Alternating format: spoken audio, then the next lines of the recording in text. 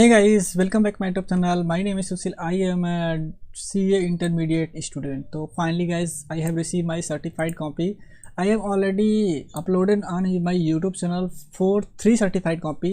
Paper number 1 account, paper number 2 law, and paper number 3 costing. And this is a fourth paper account income tax part 1. Income tax part 1 यानी कि ये income tax का paper 1 है और इसमें मैंने जो अलॉट हुआ है मुझे आई have receive 21 marks and in the MCQ paper only 6 mark I have receive. तो ये रहा मेरा इनकम टैक्स का सर्टिफाइड कॉपी जिसमें कि मैं आपको डिस्क्राइब करने वाला हूँ, साथ में एनालिसिस बताने वाला हूँ कहाँ कहाँ पे मेरी समस्या थी जिसके कारण मेरे नंबर कुछ तो नंबर कटे हुए थे, कहीं कहीं पे नंबर मुझे नहीं मिले। क्या क्या था मेरे पास सर्टिफाइड कॉपी का, मेरे पास बुक भी है, सॉरी बुक नहीं, मैं क्या बोलते हैं कि I have question paper also I have question paper for describe anything because of here I am showing only answer sheet and here I am look question and then analyse the question. Let's start the video. और this is my certified copy. देखिए जैसे paper हुआ था जो 8 नवंबर 2023 को हुआ था और यहाँ पे आपको दिया गया है सारी चीज़ों के बारे में। यहाँ पे मैंने सारी चीज़ें यहाँ पे देख रहे हैं एमसीक्यू को मैंने यहाँ पे फिलअप किया है। शायद ये एमसीक्यू ये तो देख के लग रहा है कि मेरा गलत होगा, बाकी जैसा भी था पता नहीं। बाकी ये जो ये था ये लास्ट वाला था, ये मेरा सब बहुत सारा सही हुआ था, इसमें मेरा इनकम टैक्स में गलत हुआ था। तो let's start the next page. What is the next? First of all I have attend the question number 2 part B. I have question two मतलब क्वेश्चन 2 जो था किस चीज़ पे था? ओके, क्वेश्चन 2 का पार्ट बी सबसे पहले मैंने अटेंड किया था। जो क्वेश्चन 2 का पार्ट बी था एक्चुअली पार्ट ए और पार्ट बी। पार्ट बी में अगर बात करें तो पार्ट बी में केस के बारे में था। यहाँ पे एक क्वेश्चन आया था 4 मार्क का क्वेश्चन था। ये कंपटीशन था टैक्स लाइबिलिटी के बारे में था। ये क्वेश्चन था टैक्स लाइबिलिटी को कैलकुलेट करने के रिगार्डिंग, जो कि इसमें बताया गया था कि क्वेश्चन को आपको कैलकुलेट करना है। कैलकुलेट का क्या चीज़ का करना है कि आपको टोटल इनकम, अगर जो यहाँ पे 4 ट्रांजेक्शन दिए गए थे 1 2 यहाँ पे से 1 2 यहाँ पे 3 यहाँ पे एक और ट्रांजेक्शन था, ये रहा 4 ट्रांजेक्शन। ये चारों ट्रांजेक्शन था। इस 4 ट्रांजेक्शन को बताना था कि रेसिडेंट, ऑर्डिनरी रेसिडेंट और रेसिडेंट और नॉन रेसिडेंट के लिए इनका क्या टैक्स ट्रीटमेंट होने वाला है।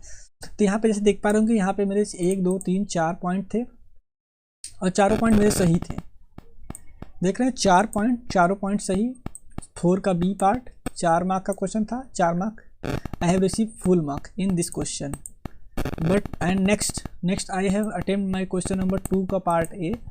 2 पार्ट ए अटेंड किया, 2 पार्ट ए अटेंड किया। 2 पार्ट ए में this is a 3 mark question and also I am get 2.5 mark, means 0.5 marks deducted because of one entry is my wrong in this question entry number 6 this entry will wrong.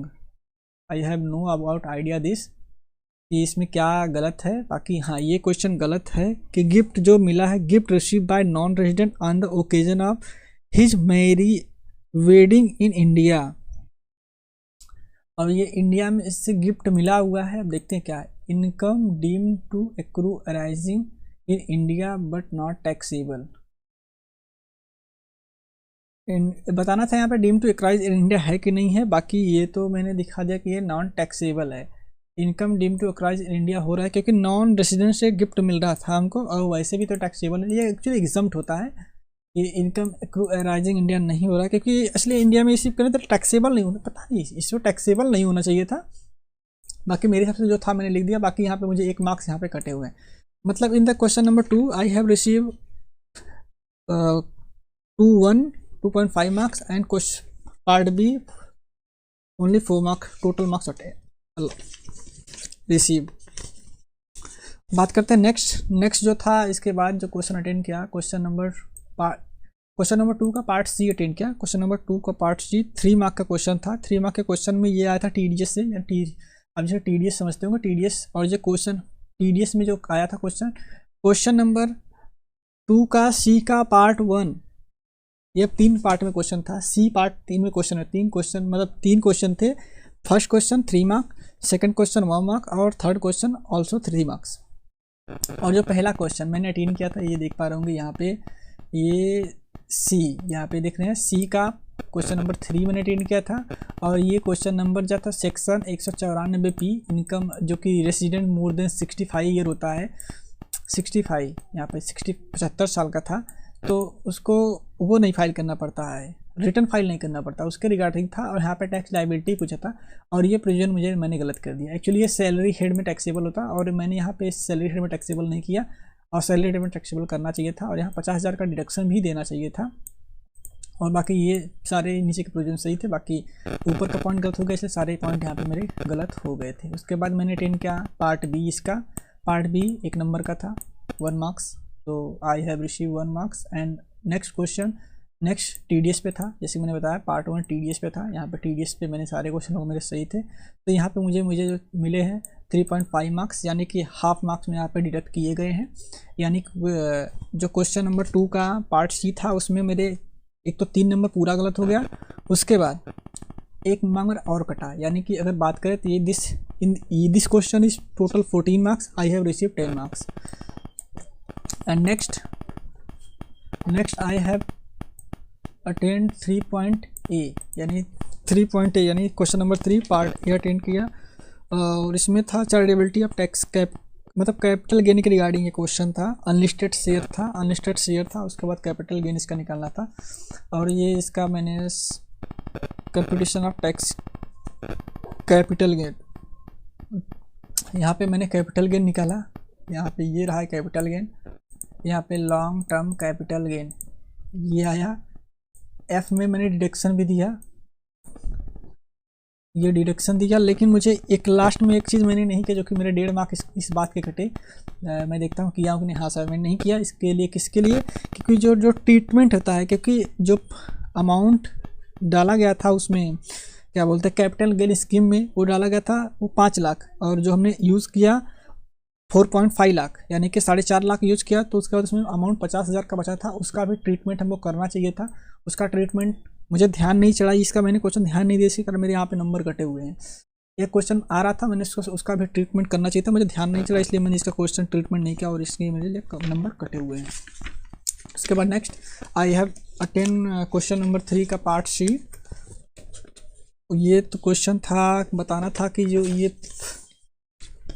ये question मैं आपको बताता हूँ किसके regarding था। Question था calculation of tax liability under the proper head, मतलब ये मिस्टर एल का ये रेसिडेंट है और 56 साल के हैं। इसके बाद शॉर्ट में आंसर देना था ये टैक्सेबल होगा कि नहीं होगा।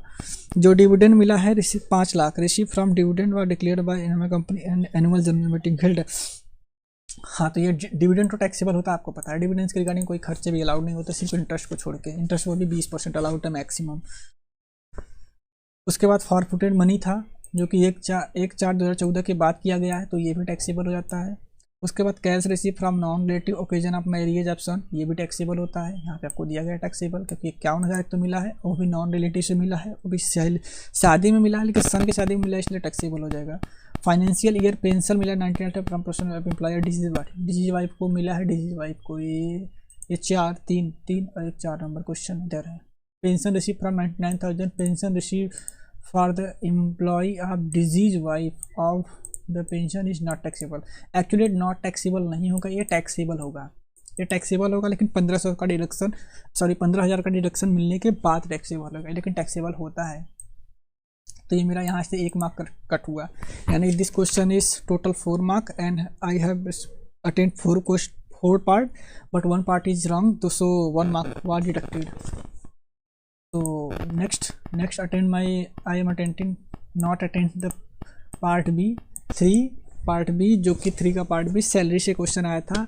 एक्चुअली ये क्वेश्चन तो जाना, मैं जब एग्जाम टाइम में बैठा था तो मुझे ये क्वेश्चन समझ नहीं आया था कि एक्चुअली ये क्वेश्चन हो क्या रहा है। एक्चुअली ये क्वेश्चन बहुत ही इजी था। एक्चुअली मैं इसको अभी कुछ दिन पहले देख रहा था एक बार अभी, तो ये क्वेश्चन बहुत ही ईजी था। इस क्वेश्चन में एक्चुअली था क्या, इसमें ये था लीव सैलरी जो होता है, लीव सैलरी इसको पहले मिला था 3,50,000 का। ये जो क्वेश्चन नंबर 3 अगर आवाज़ का क्वेश्चन पेपर होगा तब देख लीजिएगा। ये क्वेश्चन 3 है, जो कि लीव सैलरी के रिगार्डिंग था। लीव सैलरी मतलब कि जो पहले मिला हुआ था उसको 59,000 उसका एग्जाम्प्ट हो चुका था। ये उसी बेस पे था कि 59,000 का कैलकुलेशन पहले हो चुका था, अभी उसका ट्रीटमेंट क्या होगा।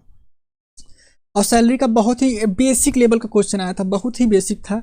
बट मैं अटेंड नहीं कर पाया तो मैं क्या ही बोलूँ इसको। 6 मार्क का एक क्वेश्चन था, बहुत ही ईजी क्वेश्चन था। शायद मैं इसको करने के लिए मुश्किल से 10 मिनट लगता मुझे करने के लिए, 10 से 8 मिनट लगता है इसको करने के लिए, क्योंकि इसमें चीज़ें बहुत ही कम थी। जैसे कि चीज़ें क्या थी, बेसिक सैलरी था, और एक लीव ट्रेवल वाला एक ये था, उसके बाद ये प्रोविडेंट फंड से मिला था इसको पैसा मिला था, उसके बाद एम्प्लॉयर का कंट्रीब्यूशन वगैरह वगैरह ये बताते थे। मतलब कुछ 4 पॉइंट इसमें थे, 4-5 पॉइंट थे। लीव के रिगार्डिंग एडजस्टमेंट था, ग्रेचुटी के रिगार्डिंग एडजस्टमेंट था, और क्या बोलते हैं, ये ग्रेचुटी हो गया, लीव सैलरी रिटायरमेंट के टाइम पे, ओके। हाँ, तो ये 3-4 एडजस्टमेंट थे, इसको मेरा ये छूट गया, मैंने कर नहीं पाया। उसके बाद next I have question attend question number 1, जो कि this is compulsory question for all of you. तो इसको मैंने लास्टली अटेंड किया बिकॉज ऑफ समझ नहीं आ रहा था मुझे एक्चुअली। अगर बात करें तो क्वेश्चन है इजी, बट इसमें बहुत सारी चीज़ें पूछी थी, इसलिए मैं इसको लास्ट में अटेंड किया। मिला है अभी इसको लास्ट में अटेंड करते हैं, जितना होगा होगा, नहीं होगा कोई बात नहीं। क्योंकि सबसे पहले जो मैं अटेंड किया था, सबसे पहले मैं अटेंड किया था एक्चुअली MCQ पेपर, क्योंकि MCQ पेपर मेरा लगभग 40 मिनट में हो जाता है। 30 नंबर का क्वेश्चन लगभग 40 मिनट में अटेंड हो जाता है मेरा, 40 से 45 मिनट लगता है मुझे, पहले मैं वही अटेंड करता हूँ। क्योंकि उसके बाद, क्योंकि उसमें नंबर स्कोर करना आसान था। इस बार का GST का पेपर जो था MCQ का, वो इजी था, लेकिन इनकम टैक्स का थोड़ा सा टफ बोल सकते हैं। तो उसको मैंने अटेंड किया। उसके बाद मैंने इसको अटेंड किया। ये नॉर्मल प्रोविजन के हिसाब से मैंने टैक्स निकाला था, और ऐसा टैक्स निकाला क्या, टैक्स निकाल भी नहीं पाया। जैसे देख पा रहे होंगे यहाँ पे कैसे कैसे क्या होता है, कुछ पॉइंट है मैंने जो मुझे समझ आया उस टाइम पे, मैंने यहाँ पे कैलकुलेशन कर दिया। और जितने पॉइंट मैंने यहाँ पे किए हैं, जैसे ओपनिंग स्टॉक का एडजस्टमेंट, ये जो सारे एडजस्टमेंट है, ये मेरे से लगभग सारे एडजस्टमेंट सही हैं। ऐसा नहीं कि एडजस्टमेंट मेरे ख़राब हैं, एडजस्टमेंट मेरे गलत हैं, लगभग सारे एडजस्टमेंट मेरे सही हैं। हाँ, एक आध था हो सकता है कि एडजस्टमेंट मेरे गलत हैं, बाकी सारे एडजस्टमेंट सही थे। इसमें ये पार्ट 3 एक्चुअली, ये क्वेश्चन जो था वो 3 पार्ट में एक्चुअली था। ये इसमें 3 पार्ट में क्वेश्चन देना था। पहले आपको 115 BSc के हिसाब से आंसर देना था, उसके बाद ओल्ड रेजिम के हिसाब से देना था, उसके बाद सेक्शन 44 AD के हिसाब से भी देना था, मतलब प्रिजम्पटिव सक्सेशन के हिसाब से देना था। लेकिन ये मुझे पार्ट 2 करना चाहिए था, मैंने इसको ध्यान से पढ़ा नहीं, क्योंकि लास्ट में कर रहा था, टाइम था नहीं उतना, तो मैं इसको जल्दी जल्दी में कर दिया। प्रिजम्पटिव टैक्सेशन के रिगार्डिंग, मतलब ये जो सेल था, ये सेल से ही आपको सिर्फ करना था। सेल एक कितना है, सेल था 80 लाख का सेल था, 70,80,000। तो इसी में सिर्फ हमको नॉर्मल टैक्सेशन कर देना था, वही करते तो हो जाता मेरा, लेकिन इसको मैंने किया नहीं।